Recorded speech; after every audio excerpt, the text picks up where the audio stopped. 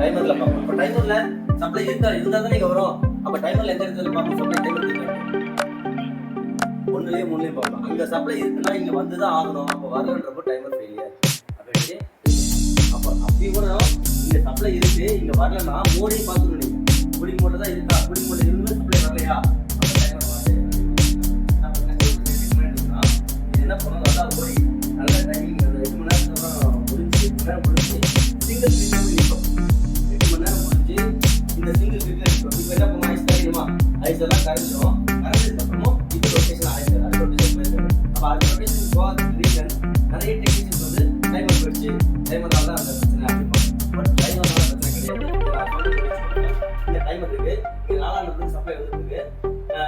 Ice அதிகமானதுனால என்ன பண்ணுது? 3ஆம் நம்பர் வந்து சரி 8 மணி நேரத்துக்கு அப்புறம் 3ஆம் நம்பருக்கு 2ஆம் நம்பருக்கு பவர் சப்ளை திருப்பா வந்து இதுலயே வந்து நமக்கு வந்து சப்ளை வந்துதான் இதெல்லாம் பீஸா மாதிரி கீழே வரைக்கும் ஐஸ் எல்லாம் கரைஞ்சிட்டா ஆட்டோமேட்டிக் என்ன பண்ணோம்?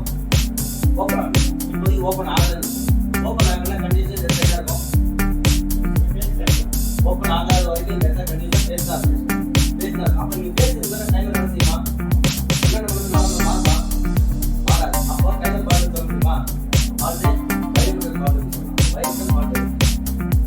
அப்போ உங்களுக்கு வந்து டைமர் வந்து அப்போ நம்ம போய் நம்ம என்ன கூடி வரங்கிறாங்க பவர் சப்ளை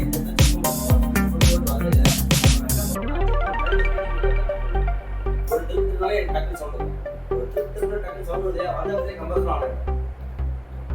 அது எப்படி அப்படின்னா அப்போ இது வந்து ஹீட்டிங் போதே நின்றுருக்கு அப்படின்னு அர்த்தம். மறுபடியும் கம்பல்சரி ஆனாலும் கூலிங் போதே தான் இப்போ மாறவே மாறாது.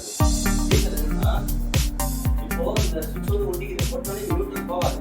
இது அப்போ எம்டிஆர் இந்த மாதிரியே தான் நிற்கும். நாமளாக மேனுவலாக திருப்பி வந்த மாதிரி தான் அந்த கம்பல்சர். அப்போது அந்த கம்பல்சர் கூலிங் போதே தான் நிற்கும்.